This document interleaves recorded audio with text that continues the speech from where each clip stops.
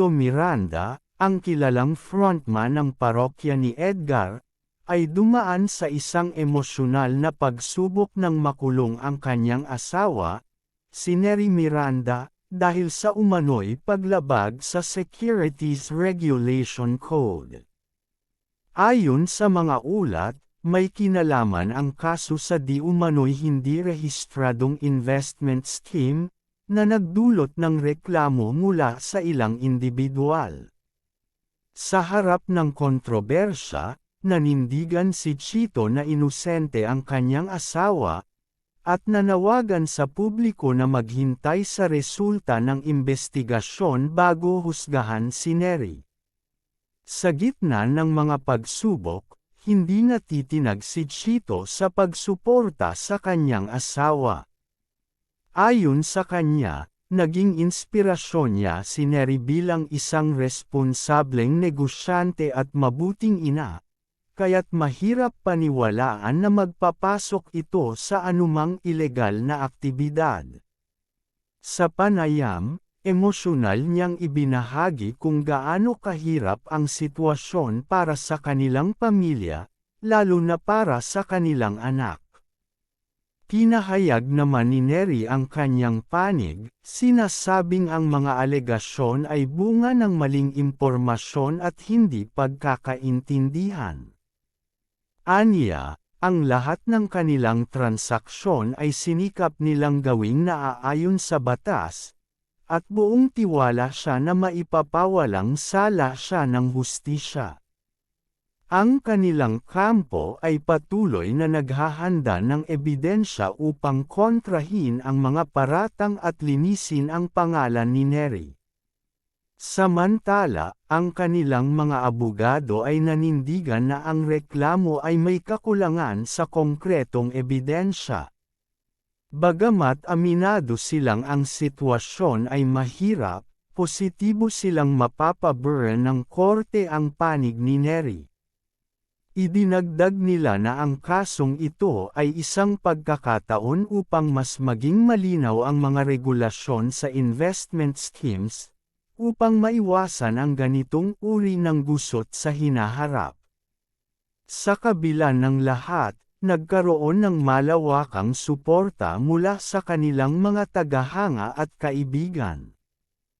Ang social media ay umapaw sa mga mensahe ng suporta at panalangin para sa pamilya Miranda. Marami ang nagpahayag ng kanilang tiwala sa mabuting intensyon ni Neri, at hinimok ang iba na maging patas sa kanilang pagtingin sa sitwasyon. Si Chito, bagamat abala sa kanyang mga proyekto bilang music hero, ay patuloy na naglalaan ng oras upang masigurong may sapat na suporta ang kanyang asawa at anak. Pinuri din niya ang kanilang anak, na nagpakita ng lakas ng loob sa gitna ng pagsubok. Ani Chito, ang mahalaga ngayon ay magtulungan kami bilang pamilya at manatili kaming buo sa kabila ng anumang intriga. Ang kaso ni Neri ay nagbigay diin sa kahalagahan ng tamang impormasyon at masusing pagsunod sa mga legal na proseso sa negosyo. Habang nagpapatuloy ang imbestigasyon, nananatiling umaasa ang pamilya Miranda na ang katotohanan ang magwawagi. Sa kabila ng pagsubok, pinakita ng pamilya na ang pagmamahalan at suporta para sa isa't isa ang tunay na sandigan sa gitna ng krisis. Patuloy na inaabangan ng publiko ang mga susunod na hakbang sa kaso. Bagamat ang sitwasyon ay puno ng hamon, ipinakita ni Chito at Neri ang kanilang determinasyon na harapin ito ng magkasama, anuman ang resulta.